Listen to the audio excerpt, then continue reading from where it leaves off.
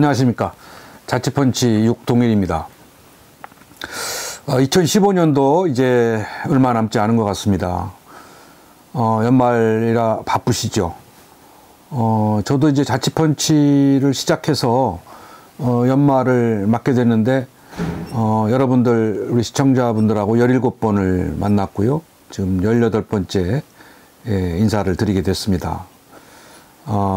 금년 한 해 자취펀치를 통해서 이렇게 만나 뵙게 돼서 저는 아주 큰 보람으로 생각을 하고 있습니다.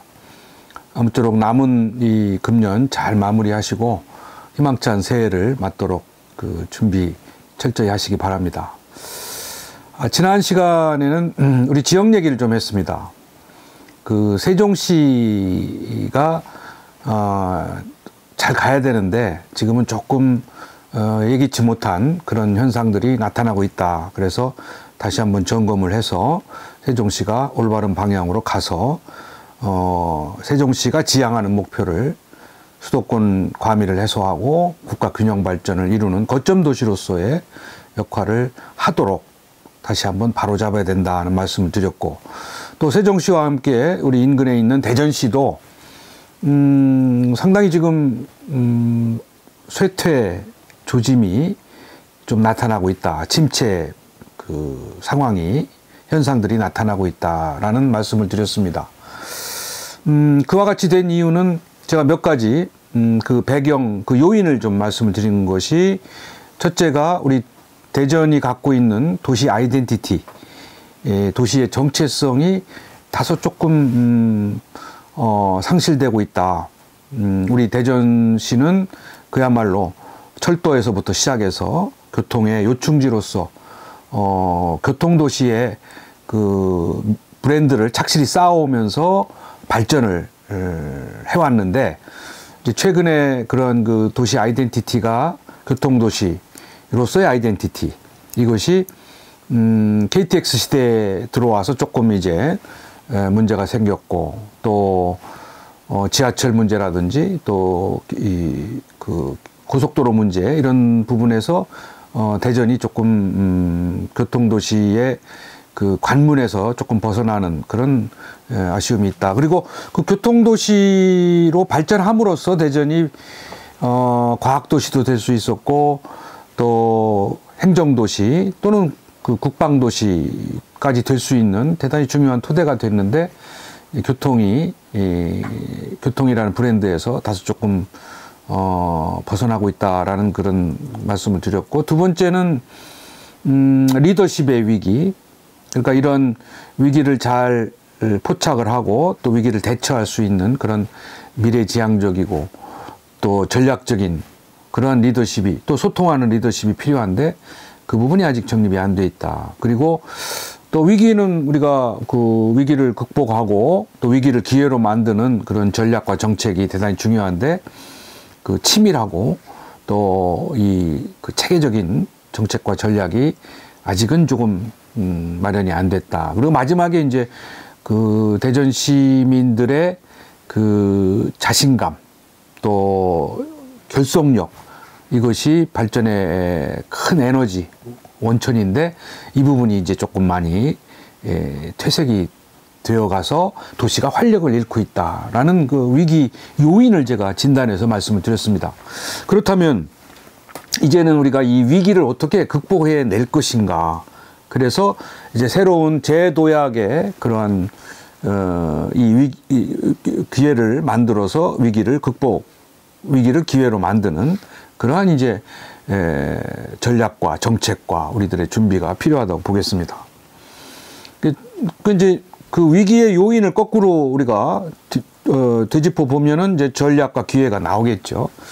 대전은 뭐니 해도 중요한 거는 도시의 그 정체성을 다시 한번 재확립하는 일입니다. 그렇기 때문에 첫 번째로는 이제 교통도시로서 대전이 여러 가지 것들을 지금 점검을 하고 새 출발을 해야 됩니다.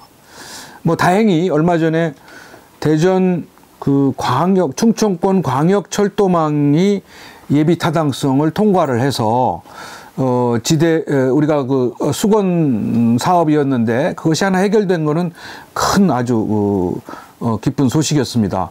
궁극적으로는 우리 인근에 50km 떨어져 있는 그 국제적인 관문으로서 청주공항에서부터 저기 논산까지 한 100여 킬로에 이르는 이 기존 철도망을 이제 도시철도로 활용하는 그러한 계획인데요. 지금은 신탄진에서 계룡까지의 그 일부 구간에 대한 예비 타당성이 통과돼서 이게 실현 가능해졌다라는 그런 그 소식이 지역민들을 상당히 설레게 했습니다.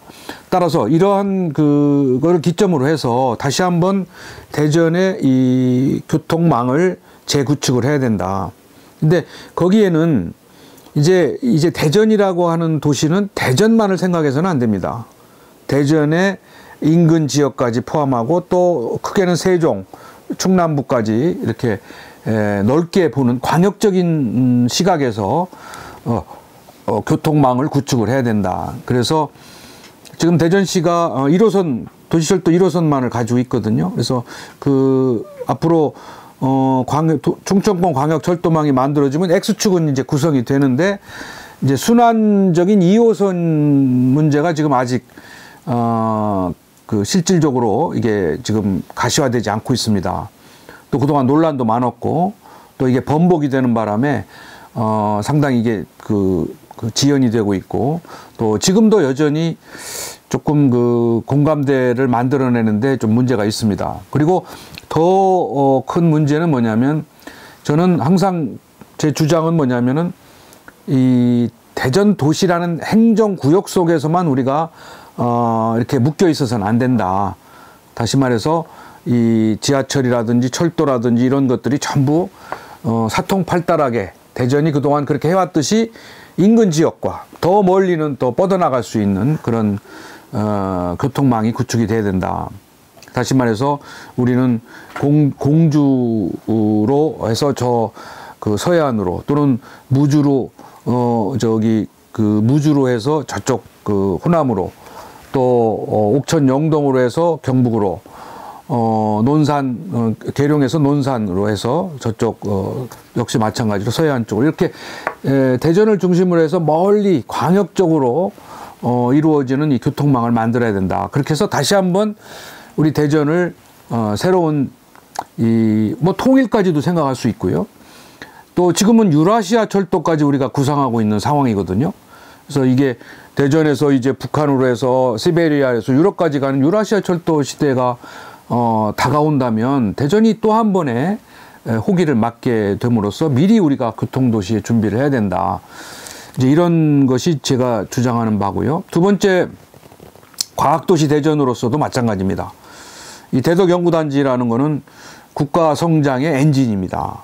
따라서 이 과학도시가 지금은 조금은 퇴색되고 지난 시간 얘기한 대로 이 선택과 집중이 아니라 분산 배치되는 지금 다소 조금 문제가 발생한 상황이거든요. 그래서 대덕연구단지를 다시 한번 재정립을 해서 이게 중앙정부 주도가 아닌 이제는 지방정부 또 기업, 연구소, 지역 대학이 주도하는 그런 새로운 가버넌스 체제로 만들어 가야만 이 대덕연구단지에서 생산된 상품들이 이제 상품화, 생산된 그런 그 기술들이 상품화되고 생산화된다. 이제 이런 이제 대전환이 필요하고요. 또 한편으로는 이 대덕연구단지의 성과물들이 또는 대덕연구단지에서 진행되는 여러 사업이나 일자리가 대전과 연결이 돼야 됩니다. 과학도시가 되려면 대덕연구단지에서 창출되는 일자리, 대덕연구단지의 여러 가지 사업 성과물이 지역경제에 긴밀히 연계돼서 상호 발전이 돼야 된다.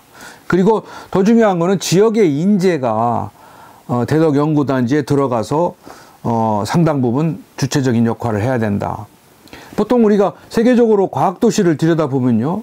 뭐 오스틴이라든지 노스캐롤라이나라든지 뭐 실리콘밸리라든지 이런 데를 들여다보면 거기에는 그 지역 대학들이 다 세계적인 대학이 됐고 또 지역의 인재가 육성이 돼서 그 과학단지에 들어가는 그런 또 과학단지에서 이루어지는 일자리가 상당 부분 지역에 오픈이 되는 이제 그러한 그 공통점이 있습니다.